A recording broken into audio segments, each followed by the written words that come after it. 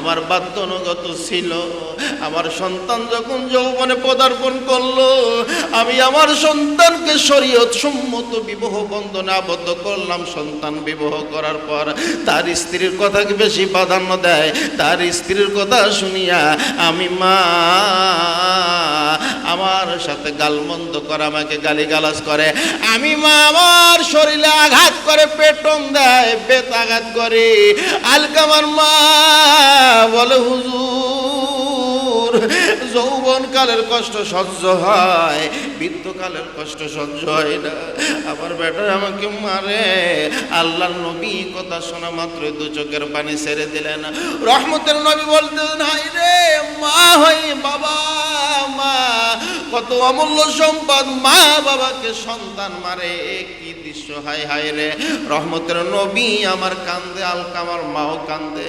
আল্লাহর নবী বলতেছেন, আলকামার মা আপনি আপনার সন্তানকে মাফ করে দেন।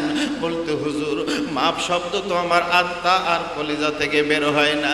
আমি চেষ্টা করি আমার বেটাকে মাফ করব, কিন্তু মাফ শব্দ আমার কলিজা থেকে বের হয় না। ও নবীজি, আমি যতই বলি আমার সন্তান মৃত্যুর দ্বার প্রান্তে পৌঁছে গেছে, মুখ দিয়ে কথা বের হইতেছে না, জবান থেকে কলেমা পড়তে পারে না। আমি চেষ্টা করি কিন্তু মাফ শব্দ আমার আত্মা থেকে বের হয় না। আল্লাহর নবী বললেন, আলকামার মা আপনি যদি মাফ না করেন, মৃত্যুর সময় যদি আপনার সন্তান যদি কালেমাবিহীন মৃত্যুবরণ করে, কিয়ামত পর্যন্ত জাহান্নামের আগুনে পড়তে থাকবে গো, আপনি মাফ করে দেন। রহমতের নবীর কথা শুনিয়া আলকামার মা বলে, হুজুর এই সন্তানের জন্য আমি কানসা চুলে বেধবা হয়েছি, একমাত্র কেবলমাত্র এই সন্তানের সুখ আমি ভাগ করে নেব, এই আশায় এই প্রত্যাশা নিয়ে সন্তানকে আমি বড় করেছিলাম। সেই সন্তান বড় হইয়া স্ত্রীর কথা মতো আমাকে গালি দেয়, আমার শরীরে আঘাত করে, আমাকে পেটন দেয়। ও নবীজি, আমি মা সহ্য করতে পারি না। আল্লাহ নবী বললেন, আপনি কি মাফ করবেন না? বলে, মাফ শব্দ তো আমার আত্মা থেকে বের হয় না। নবী আমার বললেন, সাহাবারা শুকনো লাকড়ির ব্যবস্থা করো, অনেকগুলো খড়ি একত্রিত করার পর রহমতের নবী আমার বললেন, এ সাবিরা খড়ি একত্রিত করো, শুকনো লাকড়ি খড়ি দেখে আমার মা বলতেছে, হুজুর এই শুকনো খড়ি দিয়ে কি হবে? রহমতের নবী বলতেছেন, খড়িতে আগুন লাগায় দিব, সমস্ত খড়িতে যখন আগুন দাউ দাউ করে জ্বলতে থাকবে, তোমার সন্তান আলকামাকে আগুনের মধ্যে নিক্ষেপ করব, ফেলে দিব। আল্লাহর নবীর কথা শুনিয়া আলকামার মা বলে, হুজুর আমার বেটা আগুনে পুড়ে মরবে, আমি মা এই দৃশ্য কেমন করে দেখব? নবী বলেন, আলকামার মা রে, তুমি দুনিয়ার আগুন দেখে ভয় পাও, তোমাকে মারার কারণে, এই অপরাধের কারণে তোমার সন্তানের জবান থেকে মুখ থেকে কলেমা বের হইতেছে না। এই অবস্থায় যদি মৃত্যুবরণ করে, কিয়ামত পর্যন্ত জাহান্নামের আগুনে, দোজখের আগুনে পুড়তে থাকবে। আর যে আল্লাহর বান্দা বান্দি মা বাবাকে মারার কারণে দোজখের আগুনে পুড়বে, ওই ছেলে মেয়েকে আমি রাসূল দুনিয়ার আগুনে পোড়ায়া দিতে চাই। এ বাজান রে, আল্লাহর নবী বলেন, আলকামার মা আপনি কি মাফ করবেন না? বলে, হুজুর এই সন্তানের জন্য আমি কানসা চুলে বেধবা হয়েছি, এই বেটার জন্য আমার নিজের জীবন যৌবন আমি স্বামীর ভিটায় বিসর্জন দিয়েছি, সেই বেটা আমাকে মারে, আমি মা কেমন করে সহ্য করব? ও রহমতের নবী শোনেন, আমার এই সন্তান একদিন কলেরা মহামারী ডায়রিয়া রোগে আক্রান্ত হয়ে গেল। আমি সারাটা দিন চিকিৎসা করলাম, হাইরে আমার বেটার অসুখ ভালো হয় না। গভীর রাত আমি আমার সন্তানের চেহারার দিকে তাকায় দেখি, আমার সন্তানকে আজরাইল হাতছানি দিয়ে ডাকতেছে, আমার সন্তানের জানটা কবজ করবে, মালাকুল মউত আমার সন্তানের জানটা এখন কবজ করবে। এমতো অবস্থায় গভীর রাত আমি মহল্লার, আমি কোন শীতের মধ্যে গোসল করিয়া পুত পবিত্র হইয়া ভেজা কাপড় লইয়া মহল্লার মসজিদে গিয়ে দেখি একদল তাবলিগ জামাতের মানুষ, তারা মসজিদের ভিতরে জিকির আজগার করতেছে, কোরআন তেলাওয়াত করতেছে, তাসবিহ তাহলিল করতেছে, ওদের পায়ের জুতার ধুলা নিয়ে বললাম, আল্লাহ গভীর রাতে আমি পাপী, আমি গুনাহগার হতে পারি রে মালিক।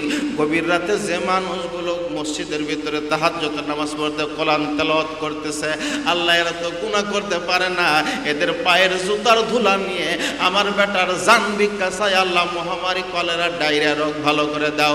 বাড়িতে এসে দেখি আমার সন্তানের ডায়রিয়া মহামারী কলেরা রোগ ভালো হয়ে গেছে। চিৎকার দিয়ে বলেন সুবহানাল্লাহ। আলকামার মা বলতেছে, হুজুর আমার বেটা আগুনে পুড়ে মরবে, আমি মা এই দৃশ্য দেখতে পারবো না, আমার সন্তানের সকল অপরাধ আল্লাহর হস্তে মাফ করে দিলাম। জোরে বলেন সুবহানাল্লাহ। রহমতের নবী বললেন, এ সালমান বেলাল যাও আমার সাহাবীর অবস্থা দেখো।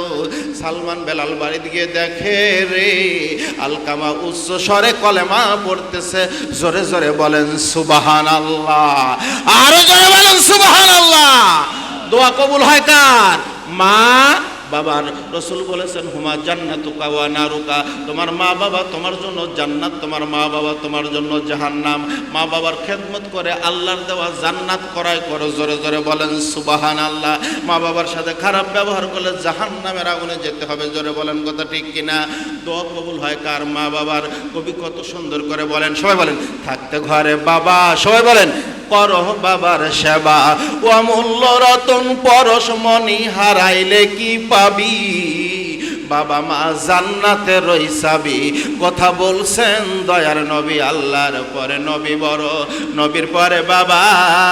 মায়ের উপর ফরজ হলো করতে বাবার সেবা, মা ও বাবার সেবা করা সন্তানের ফরজ। দুঃখ দিয়ে মক্কা গেলে যা হবে না রে হজ। জোরে বলো কথা ঠিক কিনা? যাবি যদি হজে খুশি রাখো কাজে, হজ হবে তোর খুব সহজে, করলে মা বাবার পাইরুবি, বাবা মা জান্নাতে রইসাবি।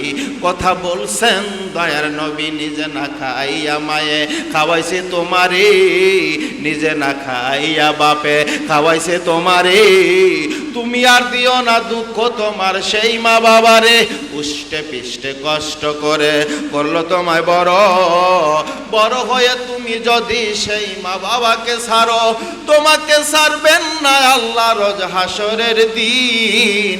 শোধ করিতে হবে তোমার মায়ের যত ঋণ, শোধ করিতে হবে তোমার বাপের যত ঋণ।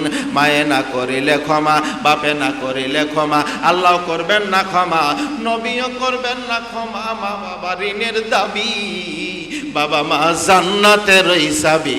কথা বলছেন দয়ার নবী, থাকতে ঘরে বাবা, করো বাবার সেবা, অমূল্য রতন পরশমণি হারাইলে কি পাবি, বাবা মা জান্নাতে রইসাবি। কথা বলছেন দয়ার নবী। নামাজ রোজা যতই করো ফরজ আর সুন্নত, বাবা মা থাকলে তোমরা ছাইরো না খেদমত। দোজখের দরজা বন্ধ হয় মা বাবার দোয়াতে, মা বাবার মতো অমূল্য রতন পাইবি কি জগতে। যার ঘরে নাহি বাবা মা সে বোঝে তার জ্বালা, বাবা মা থাকলে তোমরা কইরো না কেউ হেলা।